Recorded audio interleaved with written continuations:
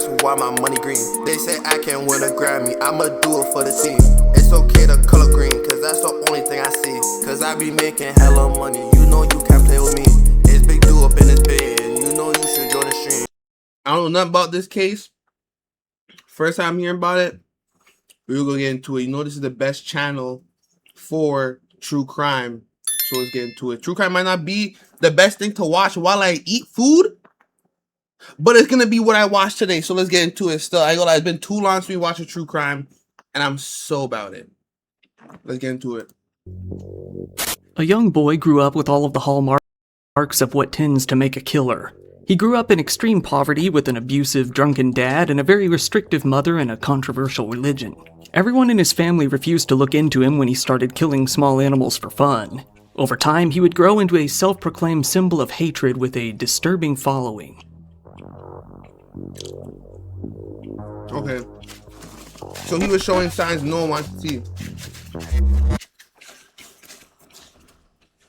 Whenever it comes to the signs that someone is going to be a mass killer, there's usually a whole lot of crossover with the signs of what makes someone into a serial killer. A fascination with other killers, a habit of harming small animals, social isolation, and abusive parents are all pretty common factors. Today we have a good example of someone who went through all of that. Someone who made his murderous desires very clear to the people around him, and even so, nothing was done.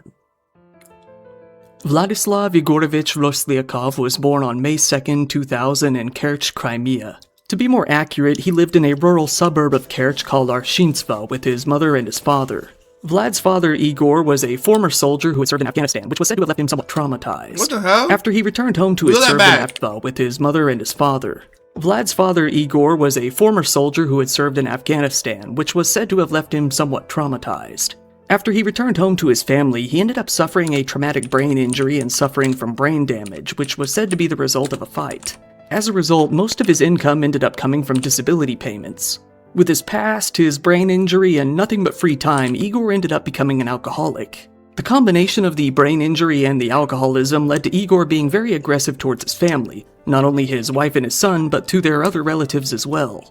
He was known to beat Vlad, his wife, and even his own parents on occasion. His neighbors took notice of this rapidly escalating behavior, saying that he was more often drunk than sober. They were forced to confront Igor when he began to take a sword out into the yard and challenge them to a duel whenever he grew angry with them. Despite all of that, Vlad was said to have been somewhat normal as a young child. According to Igor, he grew up interested in children's books and small pets like hamsters and guinea pigs. Over time, he became more focused on his interest in cars. Vlad's mom, Galina, said that he took a chess class in kindergarten and had a talent for drawing. He wanted to go to an art class in school, but his family couldn't afford the materials. However, others remember that Vlad had displayed signs of dysfunction and cruelty from a very young age. At his school, he was said to have poor grades and show little to no interest in any subject. He didn't really have any friends, and his personal interests seemed limited to weapons and video games. One of his neighbors later said, "He was very cruel as a little boy. He'd catch cats and strangle them with ropes. We chased him away all the time." Another neighbor said that Vlad was indeed a hyperactive, sadistic kid. That doesn't really know This neighbor once saw him hanging cats by their tails in the basement of his home and laughing maniacally as the cats cried out. This neighbor also caught him trying to capture wild kittens at one point.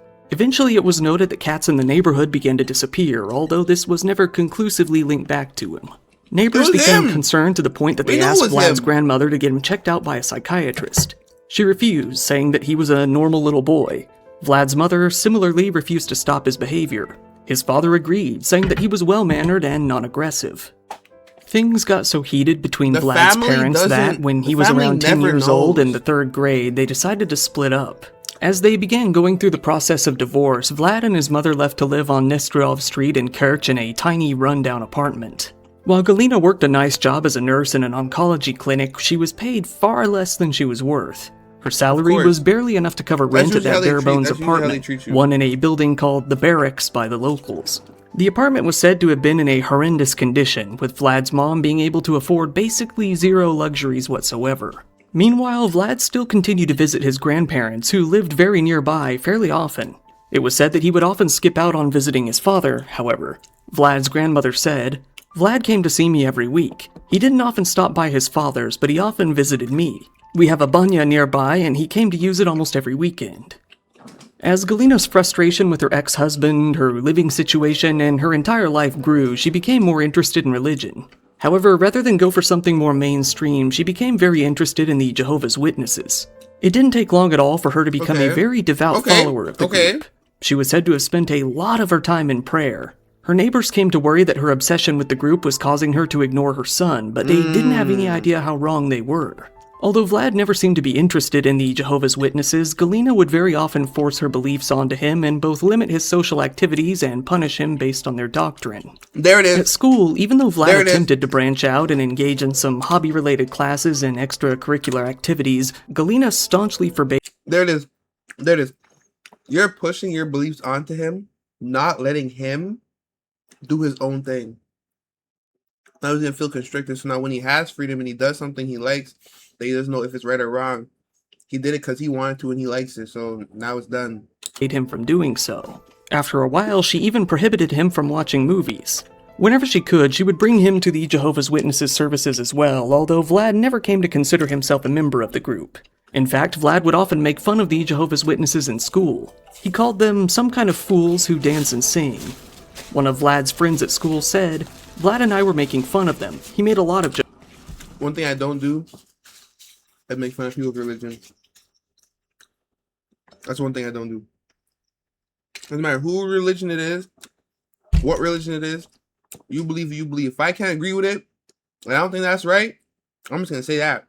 But at the end of the day, you believe what you believe, and do what you got to do, bro. Hold on.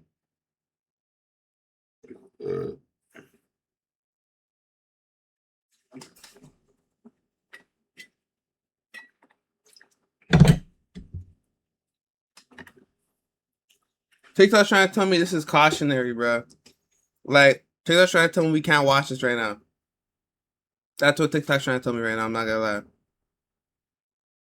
Do I have to end my TikTok live? Jokes about them. I don't want to. Still, though, Vlad didn't disrespect his mother for joining the group.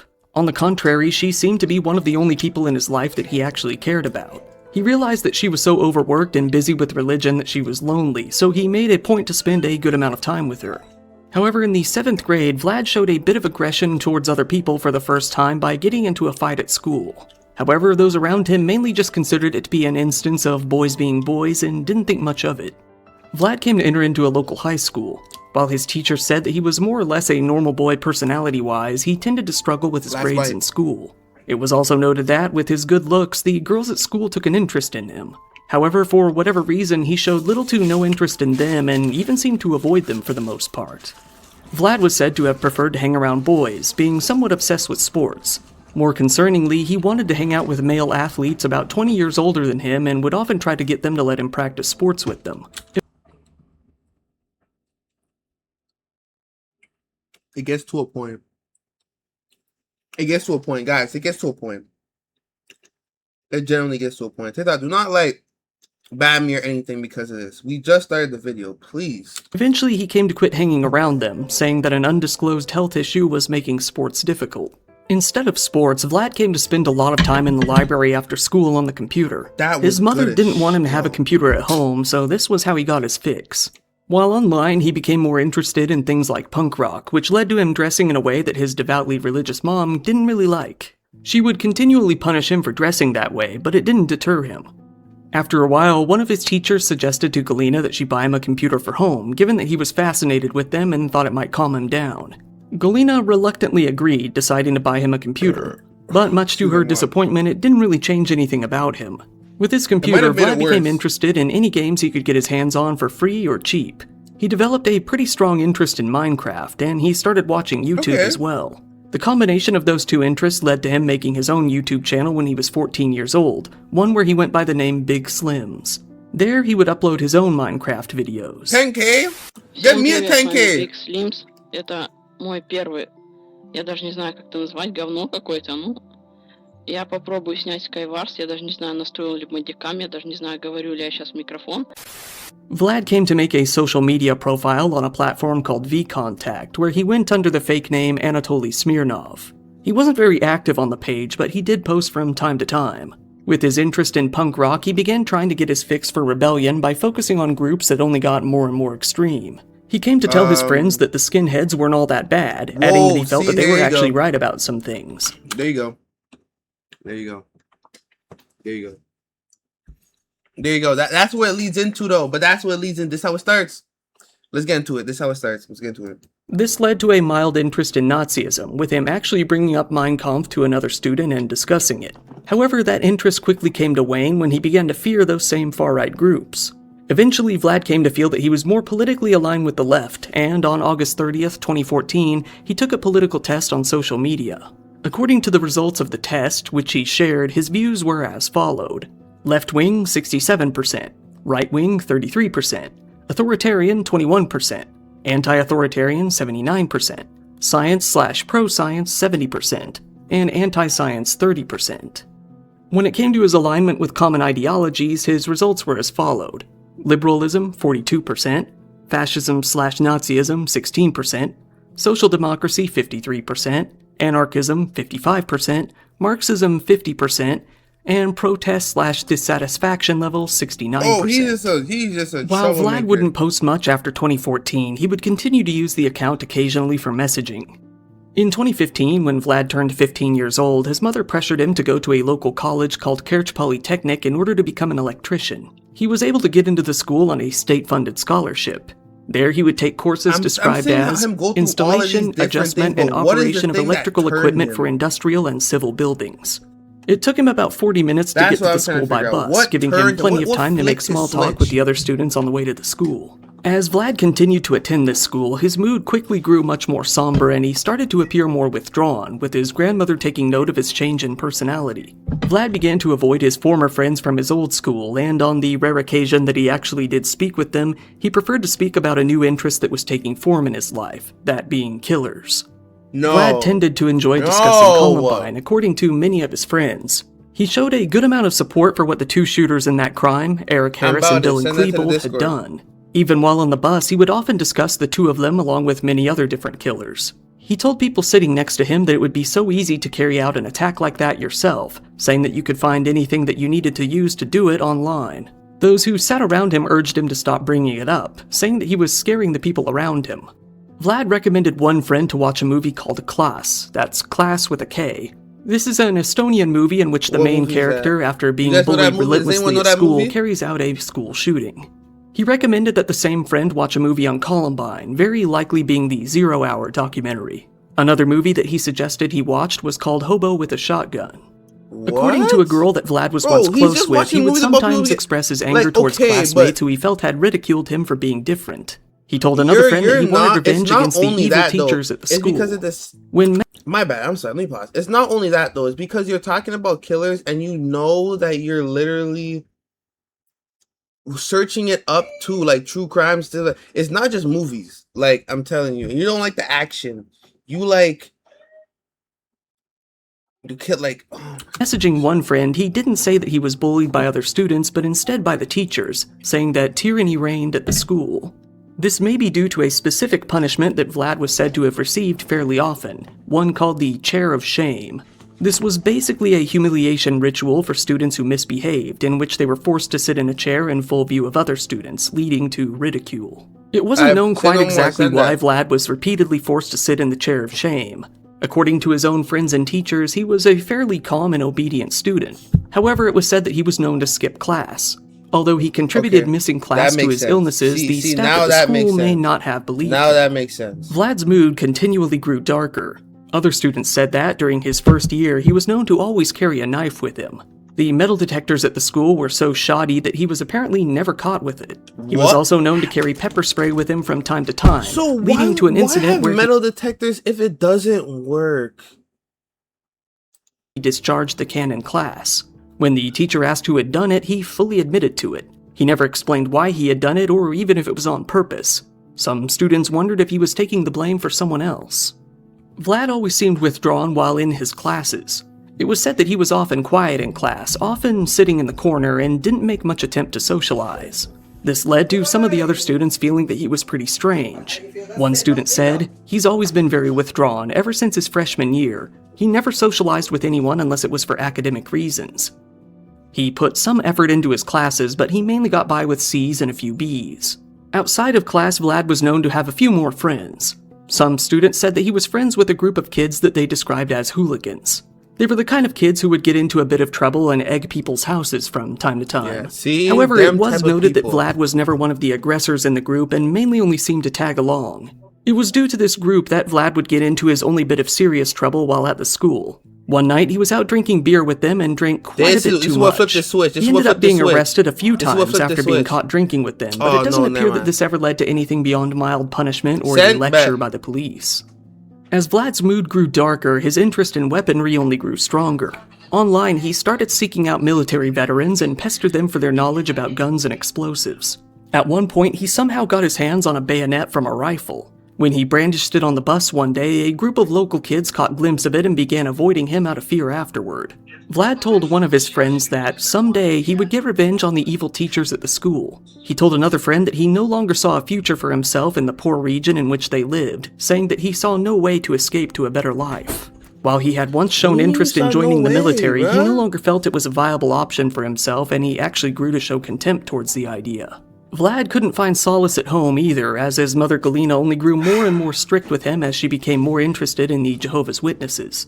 Whenever he came home, she began searching his pockets. She also began to refuse to let him go out with friends, worried that he might go to the movies and see something she didn't approve of. Obviously, she wouldn't even let him take part in certain events at school, especially anything that she might consider to be a performance, that's the thing, as that was a... If you guys are stopping him from doing extracurricular activities, and he's gonna find other ways to take up his time, and that's what he does. And then when he starts killing people, you gotta talk about, oh, how we let you do. No, you did not give him free will. You locked him down. Sin to the Jehovah's Witnesses. While Vlad clearly wasn't interested in the religion, Galina started forcing him to come to the meetings with her more and more often. This began to strain their relationship as it continued day in and day out. Vlad didn't have much luck getting along with his father either. On the off chance that he did see him, the two didn't talk much. Igor said that Vlad was a very hard kid to communicate with. Still, he was very complimentary of his son and felt that he was developing well. With no escape, Vlad grew more vocal of his distaste with life. Don't talk to him. He focused a lot of hate on his school, telling some of his friends that he hated the Polytechnic very much. His wording often became more aggressive as well. He once told a friend that there were a lot of rednecks at the school and that it would be really nice to blow their brains out with a shotgun. Starting around his second year of school at Kerch Polytechnic, Vlad came to be part of a number of online communities related to serial killers and mass shooters online. His search history often consisted of terms like shotgun, terror, and terrorist. He grew interested in watching videos of ISIS executions and even watched their propaganda, which was illegal where he lived. He even looked up bomb-making instructions, which, similarly, was also very illegal. In one of the communities he participated in, Vlad posted, "Why write this? There are a couple of million people like me in this social network alone. I will tell you why. I have practically no empathy. I think I'm half psychopath. I have little interest in talking to people like myself. All feelings are lies, deceit, and bullshit. We must hide them from ourselves. Also, I'm surrounded by idiots and I could shoot them all. But it's bad to kill people. I just voiced my opinion and do not call for killing." Vlad grew more active in Columbine groups online as well, and not the kind of groups consisting of amateur researchers. He was interested in the shadier fan groups of the killers who celebrated what they did. In one group, he was reported to have posted, "It would be good to have a massacre." He also commented on the two killers, calling them awesome. A lot of Vlad's friends were very aware of his interest in Columbine and other serial killers. One of them said, "We discussed this topic actually quite a while ago in our first or second year. He said something along the lines of how nice it would be if Russia had its own Columbine." Another said that Vlad told him of mass shooters. "They call them crazy, but they're actually kind of smart. They have their own reasons." Posting online under names like Vladik Roslyakov, I Want to Die, Strange, Anatoly Smirnov, and Skinovska Art, Vlad took an interest in amateur games. These were mostly modded video games that allowed the player to take control of a killer, usually a well-known one, while simulating a massacre. One of his friends, who he added on Steam, said, "You know, there are those mods where you play as Dylan or Eric and shoot up schools." He posted stills from the film about these. He's too invested. That's the problem. He's too invested. Events on his social media page, and his Steam profile picture was a photo of Dylan. Other students came to notice a change in him. Or rather, they stopped noticing him as he made himself less visible. One student said, Sometimes I'd see him on campus, but it's hard to describe a person like that. He dressed in jeans and t-shirts and didn't talk to anyone. He was always alone. Online, Vlad vented to some of his friends about how he was feeling. He told them that he hated the college and he only went because he was forced to by his parents. He wrote that his parents decided everything for him. He said that his peers didn't understand him at all and that he was losing the will to live. He told one friend that he would, quote, arrange a great graduation for himself. As his junior year at his college came around, Vlad's attitude didn't only remain the same, it grew worse. Still, when he did let the occasional violent remark slip, his classmates didn't take him too seriously. One heard him say, "It would be nice to shoot everyone and then wipe myself out," but they chalked it all up to a teenager trying to Yeah, but I know a lot of people that say that. Are they serial killers? No. So it's hard to, that's not, like, it's hard to see that's a sign. talk tough while voicing his frustration. Others heard him say things along the lines of, who said, "I'd blow up the school if I had my way," but they didn't that. think too much of it as many students were known to crack jokes like that. Toward the start of the year, Vlad began living in the campus dormitories with a roommate, despite the fact that he wasn't eligible to live there. This was probably a good decision, as on April 20th, 2017, the Jehovah's Witnesses came under heat. They had been formally banned in Russia, labeled as extremists. And at this point, the verdict was upheld all the way to the Supreme Court of Russia. The government liquidated the Jehovah's Witnesses headquarters in St. Petersburg and all of the local branches. Being a Jehovah's Witness is banned in Russia? Oh shit. Yo! I did not know that. I'm actually gonna ask someone I know about that. Leading to their property being seized by the state. Galina continued to practice the religion, but was forced to do so in a tiny residential home with a small group of others who chose to stay in the religion. In his texts with friends, Vlad began making his intentions abundantly clear. He continued to say that it would be cool to have a massacre. When his friends said that it wasn't cool because they could end up killed too, he assured them that they wouldn't be in the same place. He then said that Columbine was an example of what he was thinking of, providing a screenshot of security camera footage of the attack. In other messages, he praised the infamous Ukrainian serial killer Andrei Chikatilo, saying that he was pretty good-looking in his youth. He then explained that he wasn't very happy with his life, saying that he had felt stuck for a long time because he was bored with everything. He continued by saying that people ignore him. In fact, he said that everyone he meets fails to notice him. I'm telling you, and in another, he fantasized alone, about ending lonely. it all. He started by saying that he wouldn't be joining the military because corpses can enlist. His friend asked if he was planning anything, to which he said no, for now. This friend said that they thought he was having fun, but he said that he wasn't, clarifying that he did have a carefree life, but it was because he had grown indifferent to everything. He said that he wished he had a shotgun, saying that the mortality rate was 99%, but the aesthetics weren't pleasing. He and his friend continued to discuss whether cyanide or a shotgun would be a better option. When this friend questioned him on if death might be even more boring, Vlad clarified by saying, "I think that after death there is nothing." He elaborated, saying, "I hate getting up in the morning and then falling asleep, knowing that tomorrow will be like today. It's been like this for 13 years now." He did say that, if he could, he would like to travel, but he would only go to the United States. However, he would have either liked to go in the year 1992 specifically or at some point in the 60s, implying that he wasn't interested on actually going during his lifetime. He gave more of his thoughts. His friend's not talking to him. I'm not gonna lie to you. His friend is not talking to him. Like, the man said I would have asked my friend, why do you want to go in the 1992? Or even in the 60s. I like movies from that era of years. Bitch, he's not talking about a movie. The nigga just said you wanted to travel. Talk to your friend. You're not talking to him for real. Like, you're not even having a real conversation with him. On actually going during his lifetime. He gave more of his thoughts, saying, "I know that I am not unique. There are thousands of people like me. If people are so original, then why are they called by the same names? Masha, Petya, Kolya. It happens that when you walk down the street and see your friend, it looks like you're redacted calling out to him, but no, it's not him. People are too much the same. Everything was invented before us because someone already thought my thoughts." He then said that he didn't see any reason in living just to acquire possessions. He assured his friend that they would also just because I was born, maybe in order to try and realize that it's just everyone. So end up dead anyway. In May of 2018, Vlad turned 18 years old. This meant one thing in particular to him. He was now Guns. old enough to buy a gun. While those around him had failed to realize it, Vlad had given up on life at this point.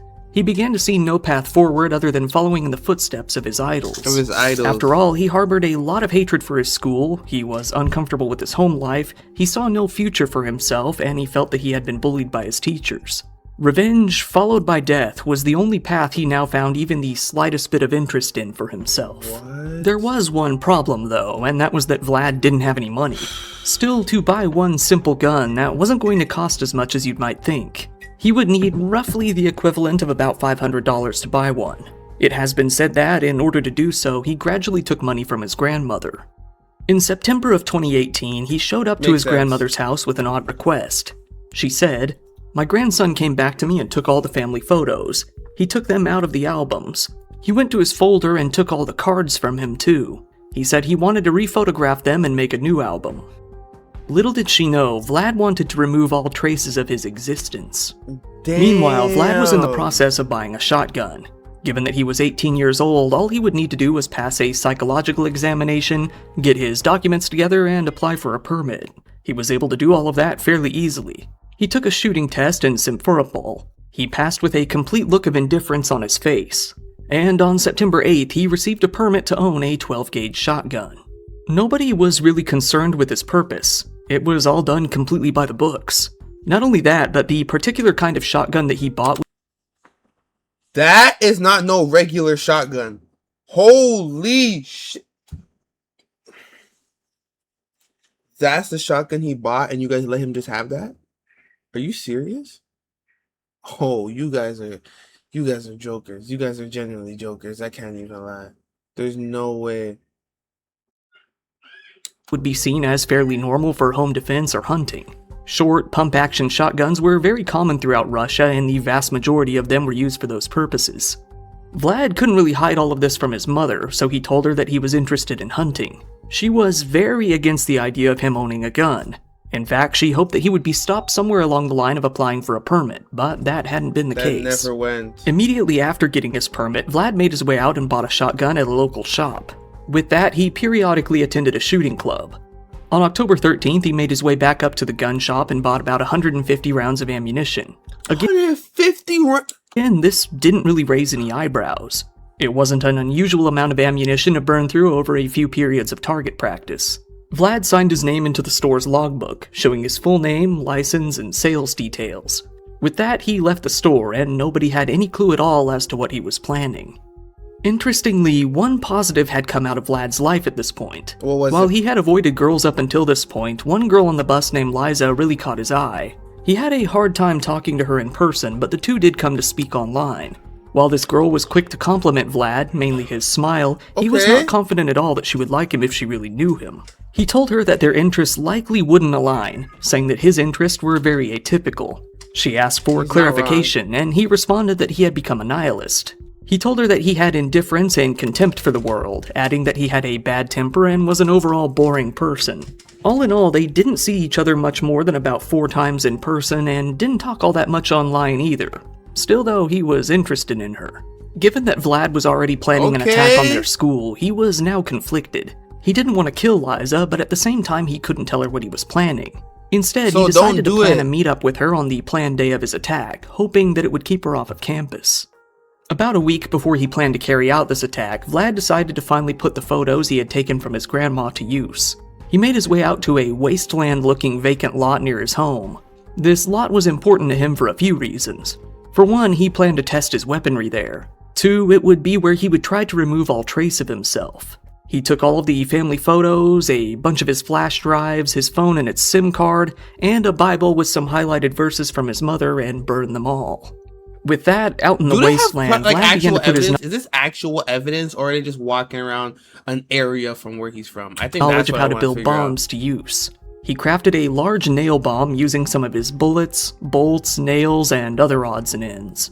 He began crafting a load of rudimentary pipe bombs as well. Some of his neighbors came to hear popping noises as he tested them, although they could never quite pinpoint where the sound was coming from. They assumed they were hearing firecrackers. They later said, "There are cats, dogs, and homeless people here, and there's always something rattling." In the 2 days leading up to That's Vlad's planned true, you attack, never he skipped his know. classes and stayed home with his mom. She noticed him watching videos related to school shootings on the computer. She asked him why he was watching something like that, to which he responded, no reason. Many believe that Vlad was trying to spend some quality time with his mom before his untimely end, despite their relationship having grown strained. With So he that, dies Vlad in was the left end. with nothing more to do than wait for the morning he had decided upon. The day it's happening. The morning of the 17th of October 2018 came soon enough. Vlad waited around at home, wanting his mom to leave for work before he started his day. He hopped on his computer and searched up how to make an improvised explosive device. Got him. You don't, got him. You made it so easy for the police to know that you did it. Like, come on, gang. Well, you were gonna kill yourself anyway, so it doesn't even matter. But you didn't have to do it. Like, he never even closed out of the tab. It didn't matter to him anymore. Vlad changed into what would be his clothing for the attack. He came to dress up much like one of his idols, Eric Harris, had dressed. He dressed in black pants with a custom-made white t-shirt. Much like Eric Harris had made a white t-shirt featuring the text natural selection, Vlad crafted one for himself that featured the Russian word for hatred. He loaded his pistol-grip shotgun, very reminiscent of Eric's, into a duffel bag. He prepared his backpack as well, which he loaded full of explosives, mainly his nail bomb. In the duffel bag, he also placed his pipe bomb. bro, what was this? What was he about to do to the school? No, holy, bro, this is one man. This is one man. Why does he have all of this? Holy shit. Gang, we could talk.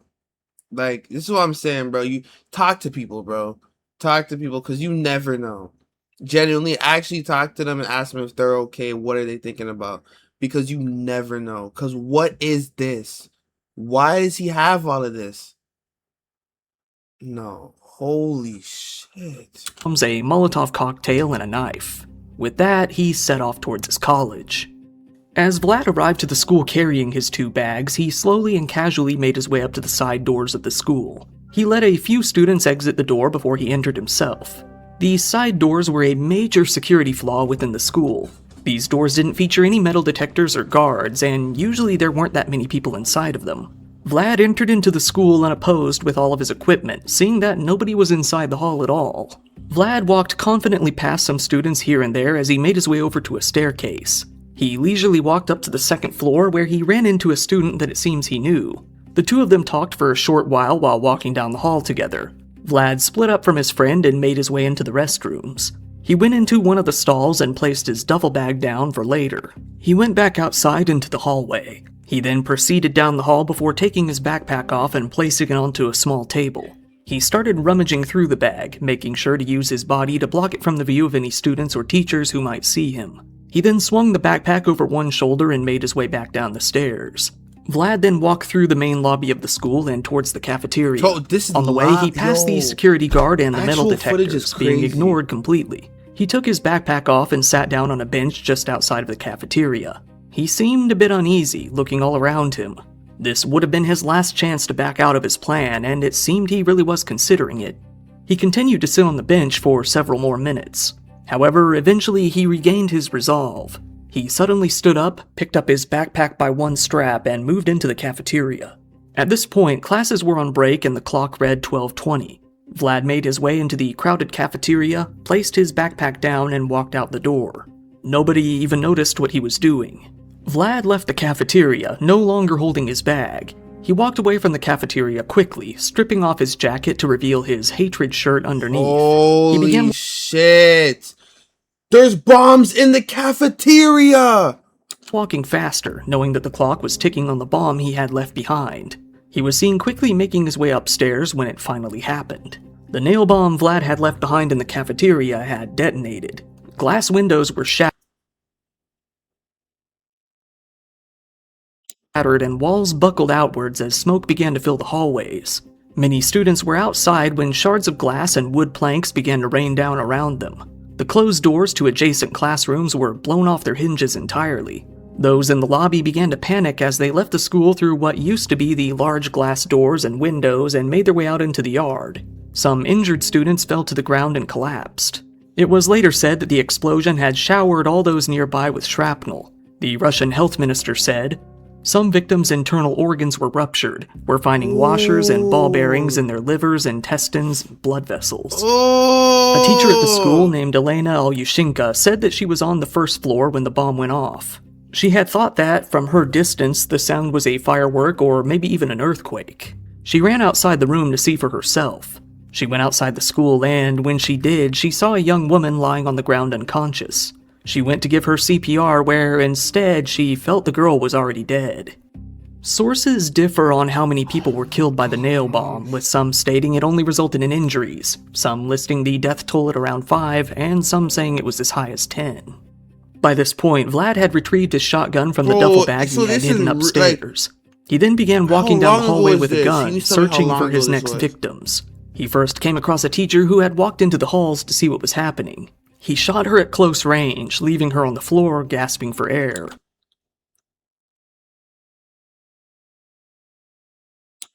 Two students at the school named Anna and Elena said that they saw something smoking in the courtyard. That was when they began to hear pops. They thought it was all a joke until they saw boys running through the halls covered in blood. The two girls ran for the school fence, hopped over it, and ran as far as they could. Another student named Simeon had fallen asleep at the end of that last class. Simeon said, "That's what saved me. I woke up to the noise. I looked out of my room and there was a guy with a gun walking around, shooting everyone. So I locked the door, hoping he wouldn't hear me." A student named Albina said, "Just 5 meters away from us there was an explosion." Oh my god! Imagine you fall asleep in class. You wake up and you open your eyes and you see a man walking down the hall with a gun. Yeah, I'm closing the door, locking it, leaving it right there. He's not getting in. Just a huge explosion that blocked our ears. It scared everyone. The teacher started running and saying that it was a fire. Run outside, sit there, don't go anywhere. Everyone ran over fences, through buildings, wherever they could. Just wherever they saw, they ran. As they ran, you could hear explosions, gunshots. We were already running and we heard explosions. There were several of them, probably 5. At the end of the hall, Vlad made his way towards the stairwell and began firing at fleeing students. Another student named Sergey said that he hid from the popping sounds in a corner of the building located on the 2nd floor. When he heard a gap between noises, he took a few moments to plan his next move. His destination would prove to be the worst one that he could have chosen. He said, "I exhaled and ran like hell for the stairwell. By this time, there were already bodies all over the floor. I ran over somebody's arm. Then I froze. The guy running right in front of me, literally just a step ahead, was killed. He just collapsed in an instant. My legs almost gave way, and I was literally running down the stairs on my knees." Albina continued her story, Oh my gosh. "As for the gunshots, they were intermittent. A second would pass, they'd shoot again, then 7 seconds would pass, they'd shoot again. We have a group discussion where they're writing that those who were on the stairs were simply shot. Those who were in the cafeteria, they were simply shot. A girl's leg was broken by the explosion. Both legs were broken. When we ran over the fence, we wanted to get on the bus. There's a fee at the entrance. We tried to go further in so he could take us away faster, and we pay him along the way. He said, 'No, I don't care. Get out and pay.' Everyone ran." Bitch! There is a school shooter. What do you mean get out and pay? We are trying to survive. Can you just drive down the road and we'll give you the money? Damn! It's not even your bus. You don't even get paid. You get paid by the hour, not by the fee. Bro. And wherever they could, just to save themselves. There was a high fence, so we jumped over it, no matter if we were afraid of heights or not, whether we were wearing skirts or not. Everyone was just jumping, throwing things. Vlad continued moving down the halls, shooting at anyone he could find. He met no resistance at all. It was said that, to maintain panic while he was reloading, he threw either firecrackers or very small bombs to keep people away. At one point, he came across another teacher. The teacher briefly tried to talk him down, but Vlad shot him in the chest. The teacher spun around and tried to run, but he was once again shot in the back. After he fell to the ground, Vlad slowly approached him. He gave a quick glance around him to see if anyone was coming before he pulled up his gun and fired at the teacher one more time, hitting him in the head. Vlad then made his way down into a stairwell where he looked out the large glass windows and began to fire at injured and fleeing students and teachers. One student said, "The glass was blown out everywhere and they started shooting. I ran and saw guys just falling and blood flying everywhere. I saw my friend Dasha killed. She was running next to them and then she fell and wasn't breathing. I never saw her again. A bunch of my friends were there. I can still see it all in my mind. I'm shaking all over. I'm afraid to even be home." It was here that Vlad seemed to lose his momentum. With most people escaping the building, his movement appeared to grow aimless. Because think about it. Imagine you're running with your friends away from the building, and your friend gets shot right beside you while you're running. No. He down the stairs from the windows and took aim at a fire extinguisher on the wall. He blasted it off of the wall and pumped his shotgun once again. He then started to wander back and forth, seemingly pondering what his next move might be. He walked into his own classroom and began to fire at computers lined up along the wall. He very briefly took a look around his old class before he began to reload his gun. He then made his way back out of the classroom and walked back upstairs. Back up on the second floor, Vlad found both the vice principal and a teacher in their offices and killed them as well. In total, he had fired about 20 shots. It was around this time that the first police vehicles began to arrive at the school. Now despite a you police arrive? station being very close by. Like, only how is 300 now meters you from the arrive? school, in fact, and 300 meters from the school, and it took 10 people. Like, after the explosion, you guys should have known there's something going on, bro. Like, are you telling me it took that many people to die for you guys to show up? Yo, I ain't gonna lie. I talk about Japanese police and things of that nature, but no, y'all niggas ain't no better over there in Russia, bro. Y'all niggas suck. You know, if that was America, I ain't gonna lie to you. School shooting, they would have been over there 0.2 second SWAT team ready. But listen, one thing you can say about America, they're ready with their defense. I got you. across the street. With that, Vlad likely knew that his attack Did you just say across the street?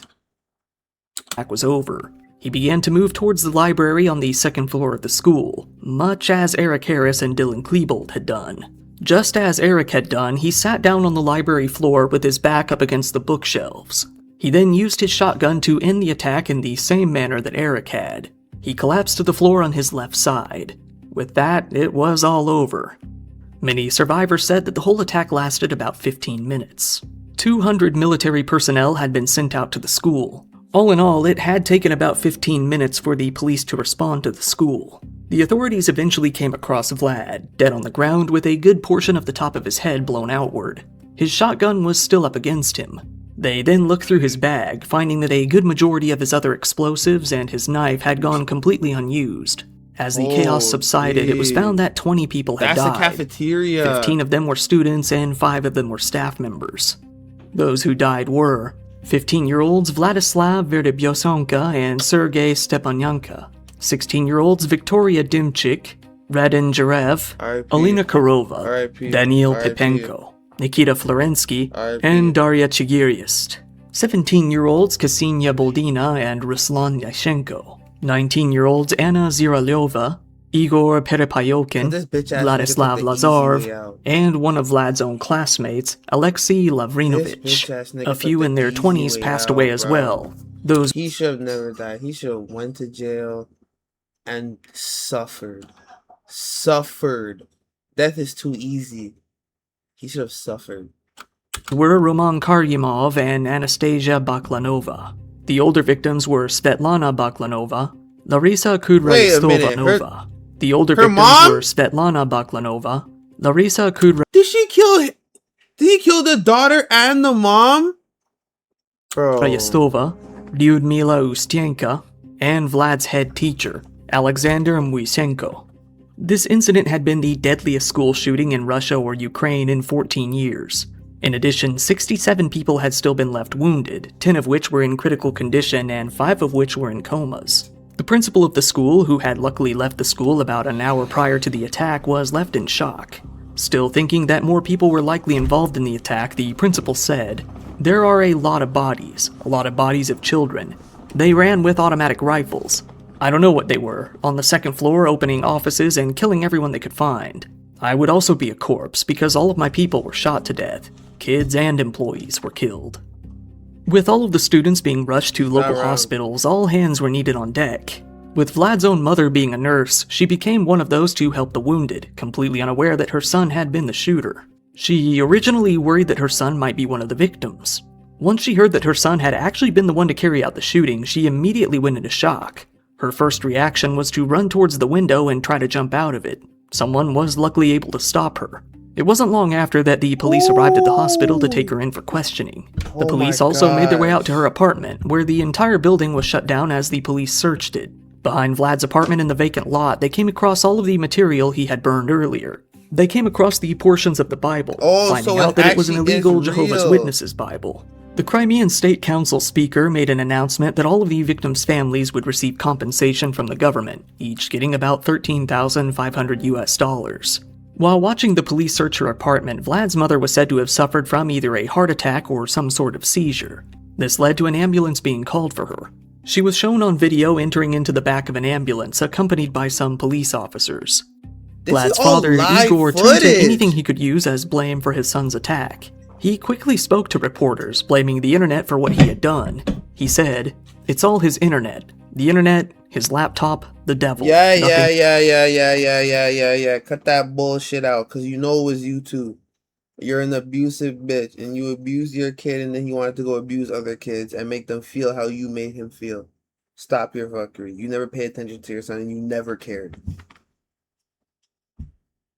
Yeah, we could say internet this, internet that, but what about you? The one that's supposed to guide him, the one supposed to be there for him, be beside him. You don't talk to him. You're never there. You don't care about your kid. They want to blame internet. It was you. It was you. And you don't even know. More. Igor was taken out of his own building in a black mask. He tried to resist the cops, complaining that he couldn't see. When he was thrown into interrogation, he said that he never even spoke to his son that much because of his difficult personality. Exactly. In the courtyard of the Kerch hospital, where many of the victims were being treated, people stood vigil all night. And you don't even know your Many son. of them were waiting for any sort of news related to how their loved ones were holding up. Meanwhile, Vlad's own grandmother had been left in the dark about what was happening. She stayed up late into the night, noting that the courtyard of her building seemed oddly deserted. In the early morning hours, she put on a robe and walked her dog. She later asked a reporter, "What did Vladek do? I knew it was something bad, and that he's no longer alive. Investigators came yesterday and turned the whole apartment upside down. I asked them what my grandson had done. They didn't really say anything. They looked kind of gloomy. They were looking for something." The reporter told her, short and to the point, 19 dead, more than 50 wounded. She reacted by shouting, "Oh my God," before clutching her chest and sitting down on a bench. She asked for clarification that it was indeed Vlad who had shot them. The reporter responded that, yes, he had. She looked up and demanded to know, where did he get a gun? That the reporter couldn't answer. Little did she know, it was bought with her own money. Vlad's body was taken in for an autopsy, with tests for drugs and alcohol being performed on him. It was rumored that he would be buried in 2 weeks, far apart from the victims. Things wouldn't be that simple, however. People don't want to give him a burial.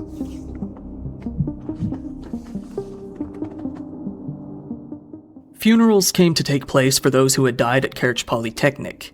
Many of them were buried in identical coffins in the same row of a local cemetery. Their parents buried them with their belongings, such as childhood toys. The police closed down the town center of Kerch. Throughout most of the day, people visited the makeshift memorial that had been growing outside the school and placed their own flowers. Across the street, a church held a service for the victims. The sound of their singing echoed throughout the silent college campus.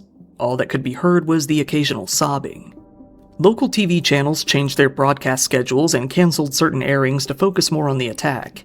The head of Crimea declared 3 days of mourning for the victims. Bro, this shit gives me the investigators like, initially classified the attack as an act of terrorism, but they later changed it to instead be classified as murder of 2 or more persons committed in a generally dangerous way, with illegal acquisition, transfer, sale, storage, transportation, or carrying of explosive or explosive devices.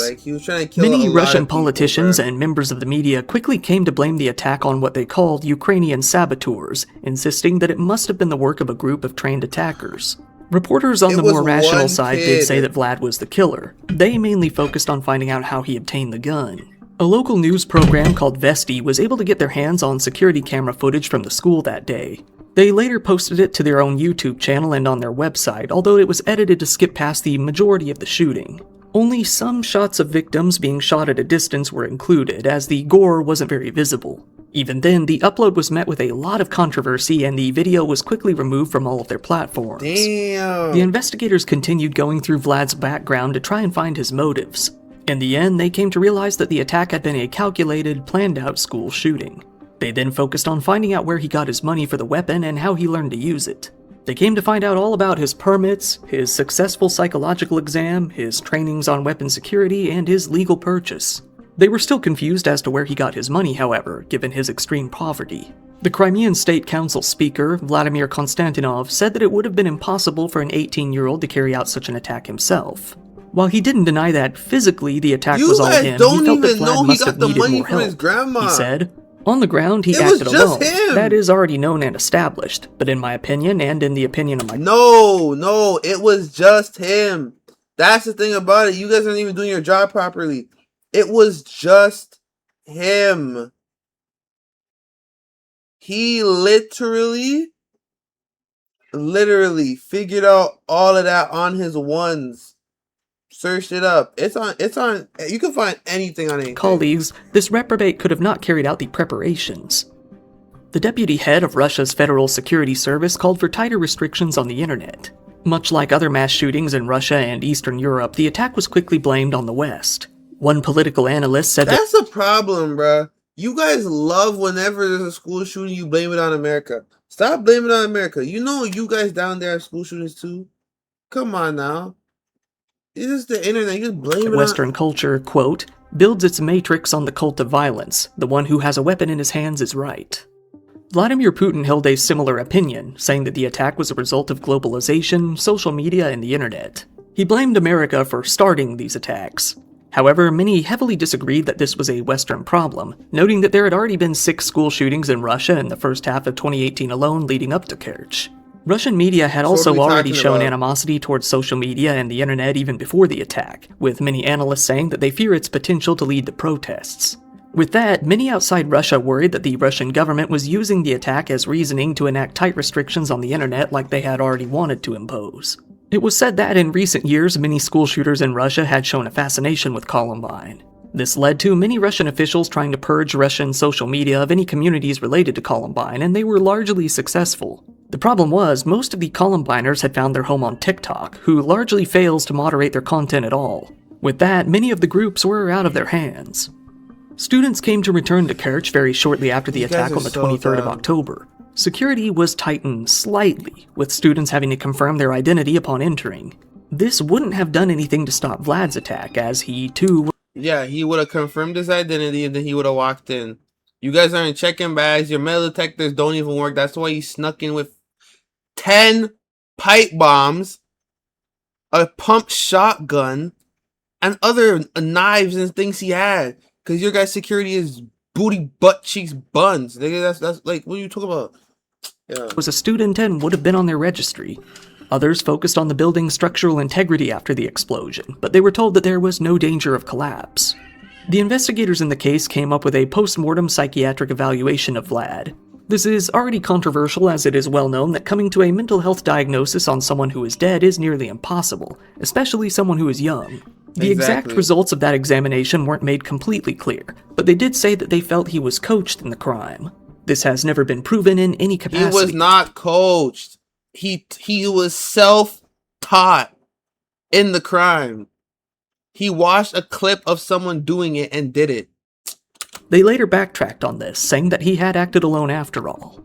By late October and into early November, Vlad's body still hadn't been claimed by his family. With that, any sort of date for a funeral was left completely up in the air. Vlad's profile on VConnect came to be hacked that November. The hacker, who went by the name Kerch, leaked out all of the information on the account, which wasn't a lot. It was made publicly available to view by anyone. Vlad's mother has become, more or less, a ghost ever since the attack took place. She has given very few interviews. When she does, she doesn't have much new information to offer. She says that she was just as shocked by the attack as everyone else. Vlad's father, Igor, has said, "Even though he's dead, I still love him. He's my own blood, my own son. I dreamed of him. Igor, however, wouldn't be around much longer. His health began to rapidly deteriorate after hearing about what his son had done. He suffered from stomach issues all throughout 2018 and 2019, even being hospitalized for it over the summer.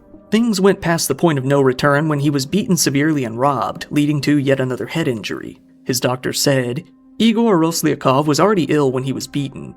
After what his son did, he gave up. He had both mental and weight issues. The doctors did their best to save his life, but they were unable. Igor was buried in a plain grave. His mother didn't pay for his funeral and didn't even attend his graveside service. Since the attack, Vlad's whole family was left in shambles. They were never able to move past what he had done. This was made even worse when it seemed that their son's legacy just wouldn't die. And the thing about it is that that's his father's only son, his mother's only son, and grandma's only grandkid. So he's really tying the family together, keeping them together, because the dad and the mom weren't together. So that shit's crazy. In May of 2019, a 15-year-old student who was obsessed with Vlad named Daniil Pulkin carried out an attack on his own school with an axe and Molotov cocktails. He was given 7 years in a juvenile facility. In February of 2020, 2 of Vlad's fans in Kerch were found preparing for an attack of their own, testing out explosives on small animals.